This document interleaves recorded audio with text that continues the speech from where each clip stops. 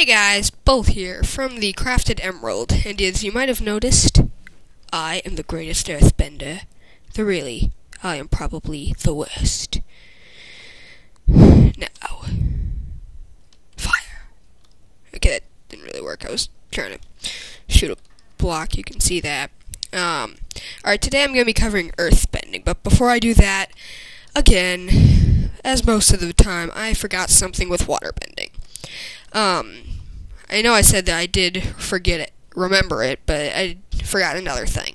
Waterbenders are stronger during nighttime when the moon is out, and weaker during the day with the sun. So if you're going to PvP, especially against firebenders, as a waterbender, I would do that at night. But on to earthbending. With passive abilities, you take no fall damage. That'll be demonstrated over in our field of elements over there. But first, well, that's one of the last moves. But first we have Earth Grab. If you punch an entity,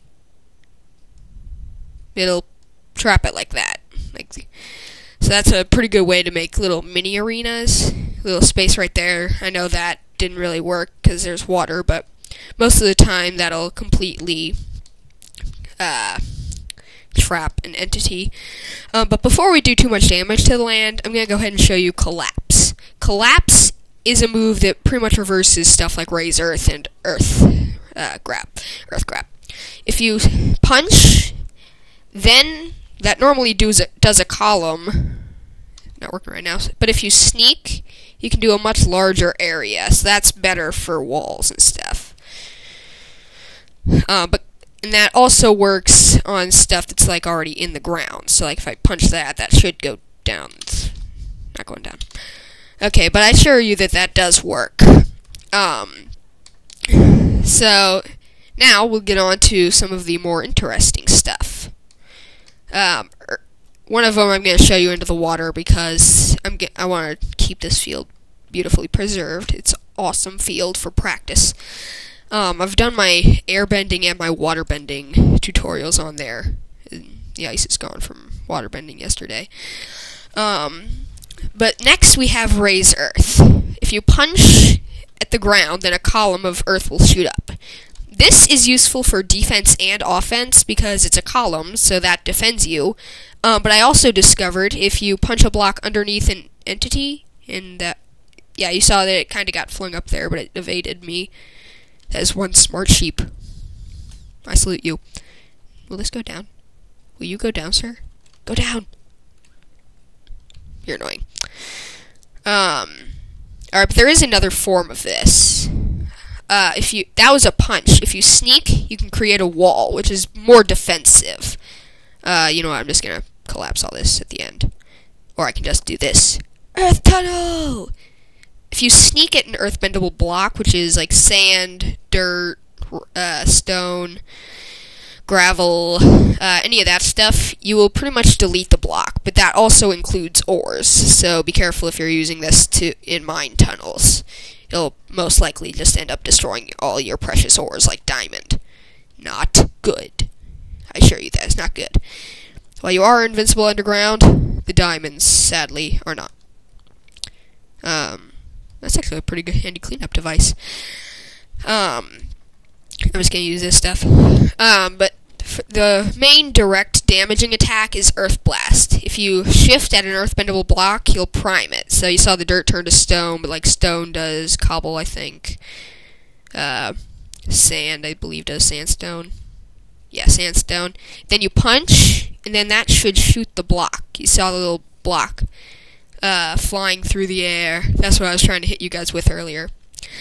But this does about 2 hearts of damage. You saw what that did to the sheep. So it'll take about 10 hits to kill a player with this. I've got on another server. I'm Earth, and I just made the middle floor completely out of Earth. So I'm pretty much the gatekeeper. Fifth, this is more of a defensive move. If you punch an earthbendable block, it should go down 2 blocks, I believe, and give you. Come on. Okay, let's try this with dirt. There we go. You now see that I have leather armor and a resistance 2 buff. This is more of a defensive attack. Like, I saw in one of the episodes of Avatar how Toph did this, and Aang had to push her across a line. But this is similar. You get the leather armor, so it's earthy.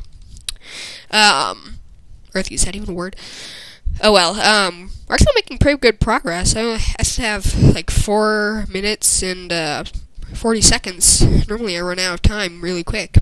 I might be able to explain chi blocking, so I might try that here, because both of them are powerful. If you sneak with tremor sense, or not tremor sense, shockwave, until you see smoke, release it, and you'll create a giant, deadly wave of land that will knock back entities and do damage.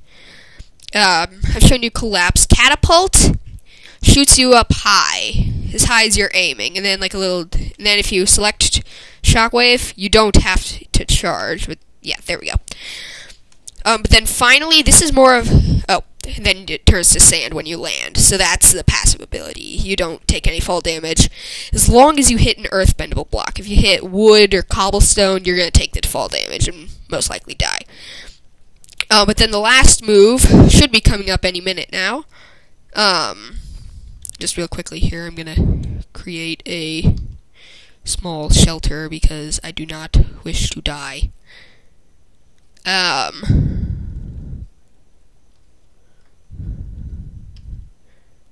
Alright, it should be coming up now. Any second. Give it a minute. Oh wait, I didn't know how to do that. Okay, there. Alright, now there are shelter. Oh, I gotta say, that's the lamest column ever. Okay, if this is willing to work, I guess I'll come back when this is on. So, give me... Alright, it finally turned on, but this is similar to a firebending move that I'll cover when I get to that video tomorrow. You can create glowstone. This isn't a bindable move. Well, you don't bind the move. The majority of the time, I don't bind it. So this is helpful at night. As long as it's dark enough, you have glowstone beneath you on any earthbendable blocks.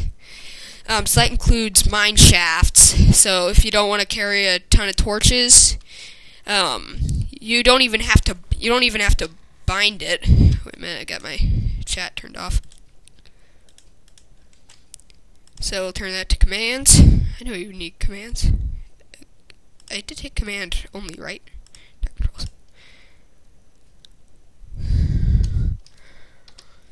Okay, I'll just show you my moves. I have Earth Grab, Razor Earth, Earth Tunnel, Earth Blast, all that good stuff. I'm gonna turn that off now so that's not too distracting. But, so I don't even have it bound to a slot, yet it's still beneath me. So that's helpful if you want to, see during the night. And this is a lot better than the firebending move. But since I've still got a few, like a minute and a half or so, I'll go ahead and explain chi blocking. If I don't finish, I can finish it with the firebending if I have time. Probably will, but let's get on to it. Chi blocking, there are only 3 moves instead of 9, like with the elements. Each element has 9. Chi blocking only has a third of that, 3 moves. So that's 1, 2, 3. But they are rapid punch. You can pretty much punch seriously quickly and do a lot more damage with that in a shorter amount of time, so that's helpful. There is high jump. You punch, and then it's similar to catapult. I didn't know why I do that. It's similar to catapult, but it only goes about 2 or 3 blocks high, so you can't get a super jump with high jump. You get a high jump, not a super jump. Remember that. Alright, this thing does not want to seem to go down. Guess we'll just break it. But then, finally, we have Paralyze. This is a move... I didn't want to do that either. This is a move that will temporarily take away an opponent's bending abilities. So, if you're facing a really good firebender, and they just keep hitting you with Fire Blast after Fire Blast, you can paralyze them, temporarily take away their bending, go into Rapid Punch, and pretty much beat them up. Alright, so I'm glad I finally had enough time for a video. Hope you guys like it. Please subscribe and leave a like behind ya. See ya!